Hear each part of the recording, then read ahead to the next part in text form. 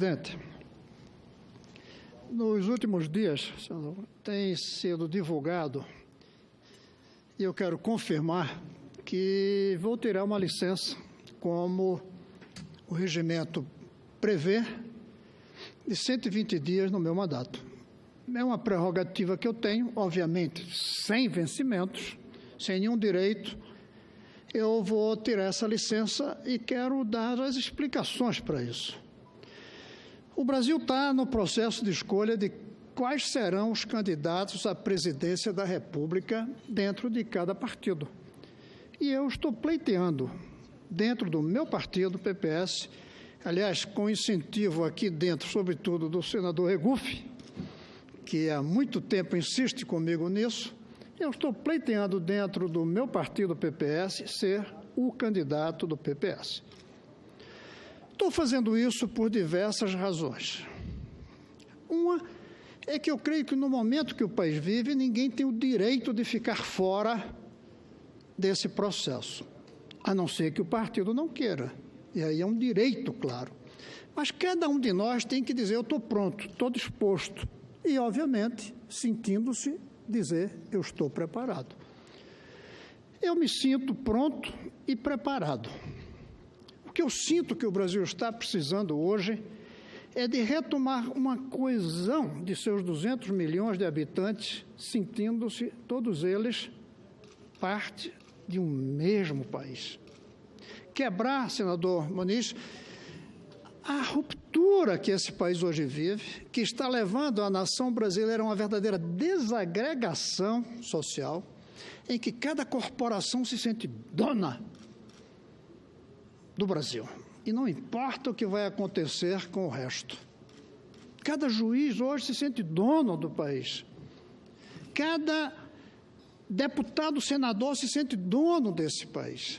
Está na hora de reagregar o país, de trazer coesão, com desigualdades ainda, com divergências, mas sentindo-se parte de um mesmo país. Hoje a gente não está se sentindo assim. Eu creio que o próximo candidato a presidente, qualquer que seja ele, tem que trazer uma proposta de como retomar a coesão. Eu acho que não é difícil. A primeira coisa, o senador Regufe é um exemplo. A primeira coisa para retomar coesão é que nós possamos dar exemplo aos brasileiros de que nós somos capazes de sermos os líderes desse país sem mordomias, sem privilégios. Mas é também preciso pactos, acordos com os diversos grupos desse país, por exemplo, servidores públicos, dizendo o que vocês precisam para estarem contentes. Mas olha aqui o que a gente precisa de vocês. A gente precisa fazer isso com os professores. Tem que ter um salário digno para os professores, mas eles têm que entender o papel que eles têm na construção de uma nação. Primeira coisa, então, é como trazer coesão. O que fazer desde o primeiro dia do governo? Quais são as mordomias que serão extintas no primeiro dia do governo que o Poder Executivo pode? Ninguém pode ter 2 salários apenas por ser ministro e aposentado. E, ao mesmo tempo, o que é que ele manda para o Congresso para mudar os privilégios dos outros poderes? Depois, é preciso definir um rumo para o futuro. O próximo presidente vai governar no primeiro ano do 3º centenário de nossa independência. Vai ser o primeiro presidente pós-bicentenário. Não é possível que ele sente na cadeira de presidente do 3º centenário pensando nos 15 dias seguintes, ou no mês seguinte, ou no ano seguinte. Tem que trazer uma proposta que defina um rumo para o Brasil. Hoje a economia está se recuperando, o emprego está voltando, mas com a mesma economia do passado.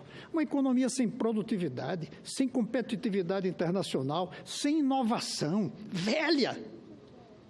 A gente precisa fazer com que esse país tenha uma economia não apenas que cresça, mas que seja diferente, que seja compatível com o século XXI e com o nosso 3º centenário. Eu creio que eu tenho condições, e os outros candidatos também devem ter, de dizer como é que eu penso, se o meu partido me escolher, como é que eu penso que o Brasil pode fazer para retomar coesão e definir um rumo para o seu futuro. Mas, para isso, eu vou precisar convencer os militantes do meu partido e ouvir o povo. E, para fazer essa audição junto à população e convencimento dos militantes, eu vou precisar viajar. E, para isso, eu estou tirando licença. Escolhi 4 meses, porque menos que isso não é possível, a não ser por razões de saúde. Eu não estou com problema de saúde, felizmente. Além disso, eu não quero deixar o Distrito Federal sem os 3 senadores a que têm direito. E se eu tirar uma licença qualquer, sem ser dentro dos 120 dias, ficará aqui sem senador. De qualquer maneira, escolhi que esses 4 meses começam agora, em dezembro, porque 2 meses são quase sem atividades. O restinho de dezembro, janeiro. Ainda tem um pedaço de fevereiro até o Carnaval que não tem grandes atividades. Março ainda tem a Semana Santa. Mas, de qualquer maneira, eu coloquei até março, porque é aí que é o congresso do PPS. É aí que vai ser definido o candidato. Nesse dia 9 de dezembro, já haverá uma reunião do diretório em que eu espero apresentar essa minha disposição. Pedir que se defina um cronograma e um critério de escolha do candidato entre todos aqueles que acham que devem se candidatar e que podem representar o partido e oferecer uma alternativa para o país. Então, eu coloquei direito para terminar em março, para pegar 2 meses de férias. Vou tirar sem vencimento até as férias, o que significa que não trago prejuízo para o Senado. E vou poder circular, sem ficar olhando o relógio para voltar aqui na hora de uma votação ou outra, sem ser cobrado por não estar presente em algumas votações, porque tem um suplente com o qual eu tenho grande relação pessoal. Meu suplente não financiou campanha, meu suplente não é daqueles que chegam só para ajudar, é um velho militante do Partido dos Trabalhadores, que não é o meu partido, mas é o suplente que eu tenho. E eu estou tranquilo de deixar nas mãos dele, senadores. Creio que já fui candidato uma vez, em 2006. Levei uma bandeira naquela época pouco compreendida, que era a ideia de que o Brasil precisa ser campeão mundial de educação como os melhores países do mundo e o filho do pobre nesse país estudar na mesma escola que o filho do rico. E sem demagogia de dizer que isso vai ser feito de um dia para o outro. Mas definir o cronograma, como a gente vai fazer para chegar lá. Na Coreia demorou 30 anos. Na França demorou ainda mais anos que isso. Nós temos que definir um cronograma e começar já. Eu tenho a proposta de como fazer, eu tenho o cronograma, que eu acho que é possível, a ideia de fazer isso por cidades, de tal maneira que desde em 2 anos a gente já começa a fazer, em 4 anos de um mandato a gente pode fazer em 500, 600, até talvez 1.000 cidades pequenas, e o resto continua num processo que esse país deve começar a entender que os governos terminam, mas a nação continua. Então, diante disso, eu creio que nem teria o direito de ficar fora desse processo, de me acomodar. Eu vou tentar ser o candidato a presidente do meu partido. Mas, em 1º de abril, devo estar de volta aqui para o convívio com os senadores. Como candidato, ou não mais como pré-candidato. Até lá, eu vou estar no Brasil, senador. Convide para a Bahia, que eu quero estar na Bahia. Ouvir a população e levar o que eu penso. Porque isso de só ficar ouvindo sem dizer o que pensa não é característica de líder, de quem quer ser presidente da República. Quando olho ao redor, me sinto preparado. Quando comparo com as outras alternativas que temos hoje, me sinto preparado. Quando comparo com as propostas dos outros, eu creio que eu estou na linha correta, na linha certa, de como trazer coesão e dar um rumo para o país. Então, vou cumprir minha obrigação, meu papel, com muito sentimento de responsabilidade, com respeito a todos os outros, dentro do PPS e fora do PPS, mas dizendo, no momento em que o país precisou, eu não fiquei fora do desafio. Vou enfrentar esse desafio. Não sei se o meu partido vai me escolher ou não, mas ninguém vai poder dizer que eu fiquei acomodado. Era isso, senhor presidente, que eu queria falar hoje.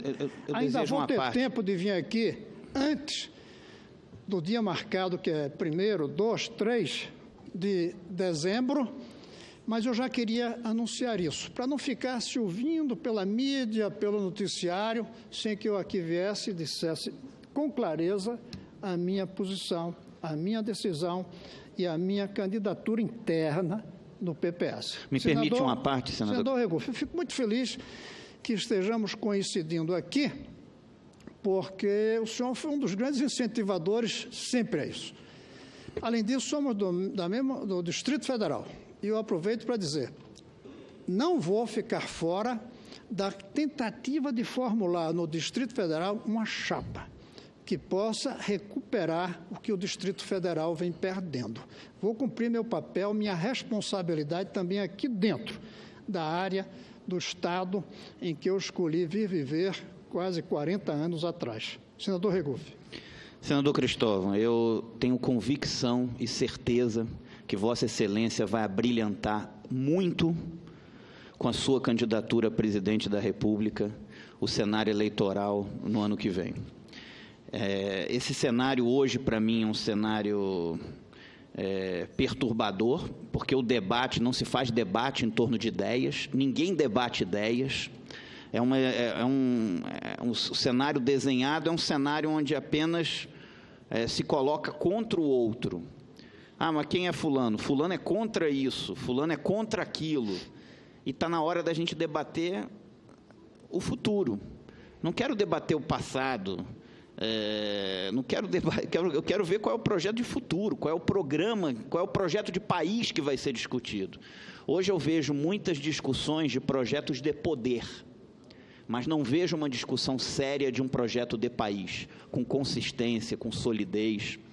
Então, acho que Vossa Excelência tem todas as condições de conseguir fazer uma discussão de um projeto de país e vai, com certeza, qualificar o debate no ano que vem, se o seu partido, se o PPS, lidera essa oportunidade. Tenho essa convicção. Acho que nós precisamos, nesse país, de uma reforma do Estado.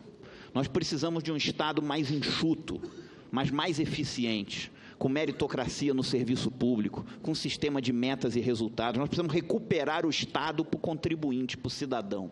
Hoje o Estado, ele serve muito mais às máquinas dos partidos políticos e à construção e perpetuação de máquinas políticas do que ao cidadão, do que ao contribuinte, do que àquele que paga impostos.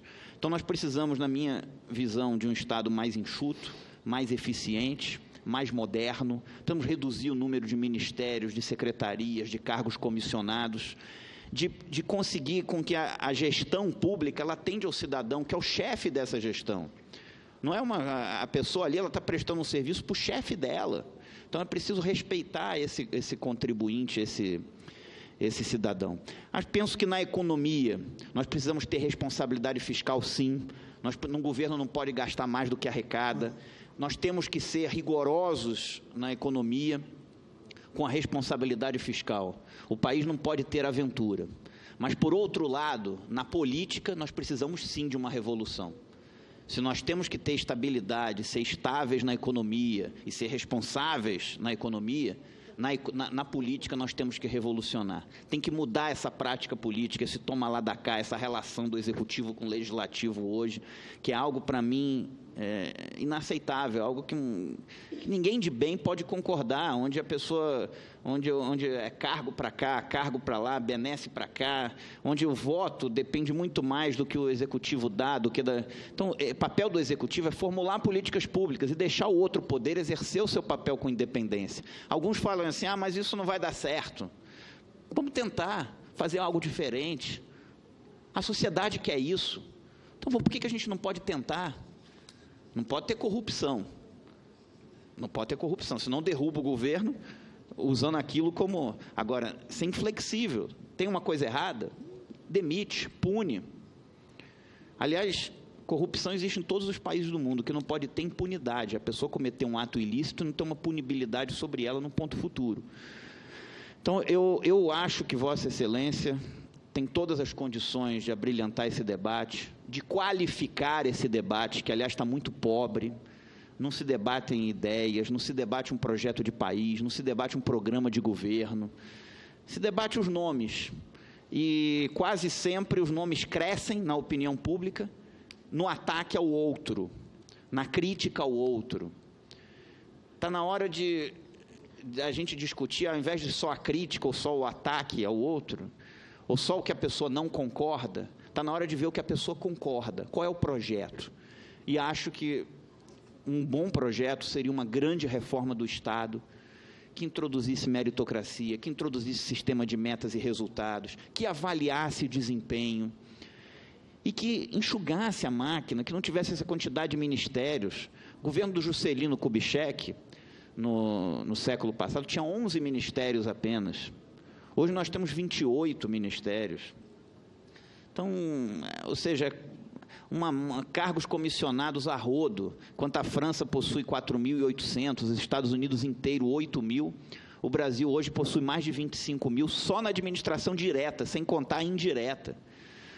Então, nós precisamos ter uma grande mudança no modelo do Estado, ser responsável na economia, um governo não pode gastar mais do que arrecada, mas fazer uma reforma do Estado e, principalmente, mudar esse tipo de relação política entre executivo e legislativo. Fazer um governo para a sociedade. Quem apoiar, tem que apoiar as políticas públicas para a sociedade. Quer sugerir coisas para o governo? Não é um cargo, não é uma pessoa para um cargo. Quer sugerir? O que você gostaria de ser construído na sua cidade? Qual é a política pública para o cidadão? É fazer política grande, com P maiúsculo. Acho que Vossa Excelência tem todas as condições de protagonizar esse debate, de fazer uma bela campanha presidencial. Ganhar ou perder faz parte da democracia. Isso aí depende de N fatores. O importante é construir um caminho e fazer o bom debate. E acho que a população precisa, nesse momento, de quem queira debater um verdadeiro programa de governo, um verdadeiro projeto de país, quem queira debater ideias. Espero que o seu partido, o partido que Vossa Excelência escolheu se filiar, o PPS, tenha essa sensibilidade e entenda que Vossa Excelência pode agigantar e abrilhantar muito o debate presidencial do ano que vem. Muito obrigado, senhor. Senador Cristóvão, quero dizer ao senhor que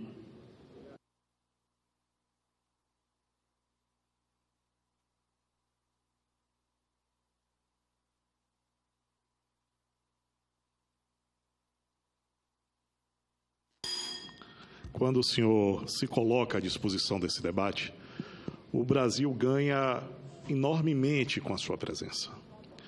Quero aqui trazer um pouco do debate que teve numa das campanhas americanas, que alguns dizem que essa frase foi colocada anteriormente, mas que, na verdade, surgiu no debate entre George Bush e Bill Clinton, quando o marqueteiro disse em alto e bom som: é a economia, estúpido.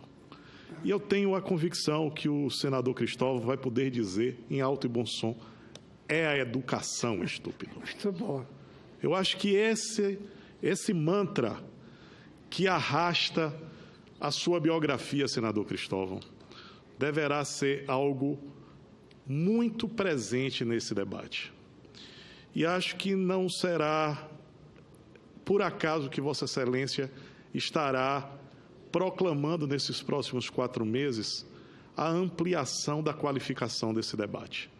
Independente do resultado, como disse o senador Rigufi, o maior resultado que Vossa Excelência vai fazer é trazer para o eixo a discussão do futuro do nosso país. Nós estamos beirando ao populismo do mais baixo nível. Talvez até aquela corrupção que Vossa Excelência sempre coloca, que é a corrupção das prioridades.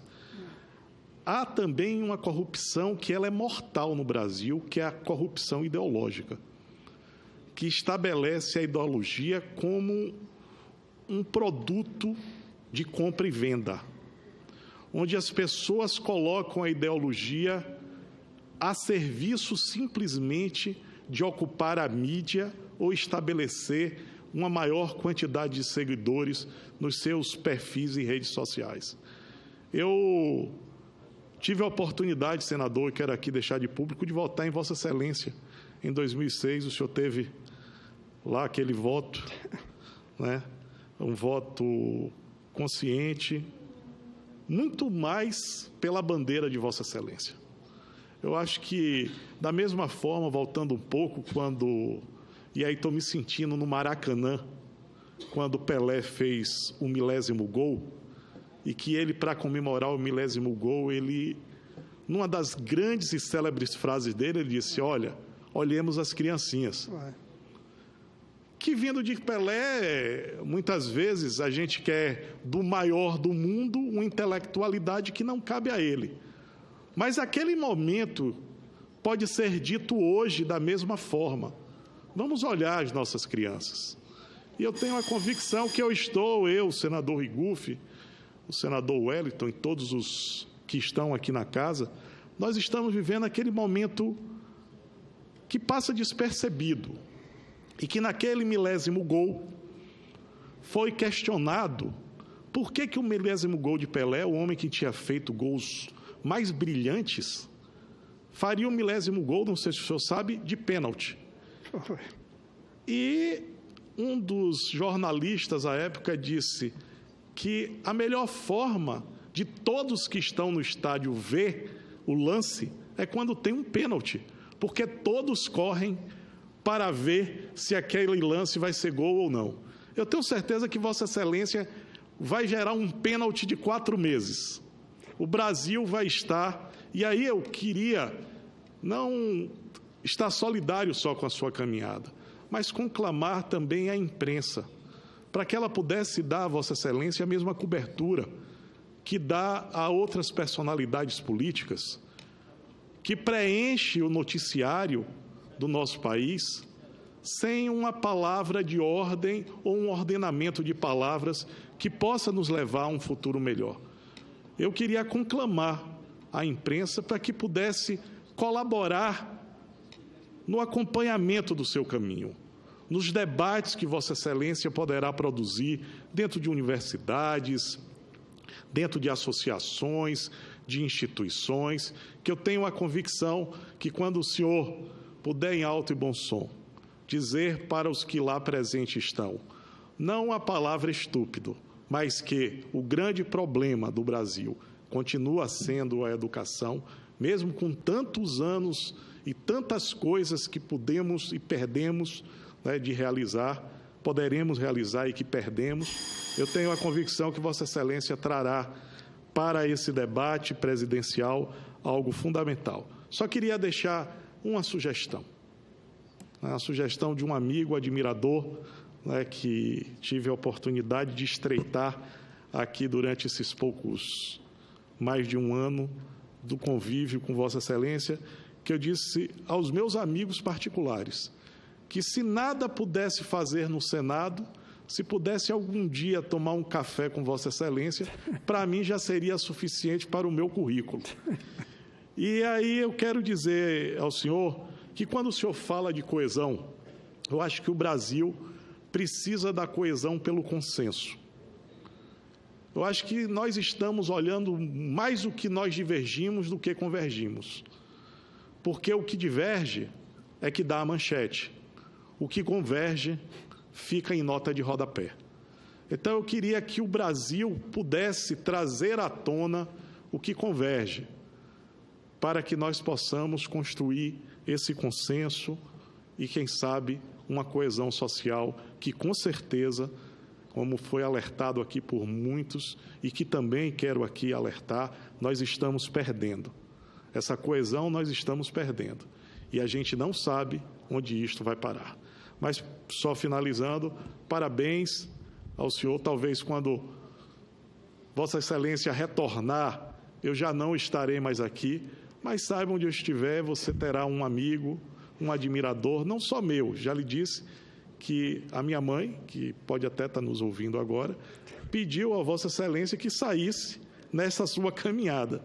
Então, pelo menos esse voto, eu tenho certeza que o senhor terá, se assim quiser o seu partido. Então, parabéns por essa coragem, por esse enfrentamento e, principalmente, pela sua história, que vai abrilhantar muito esse bom debate para um bom Brasil. Muito obrigado.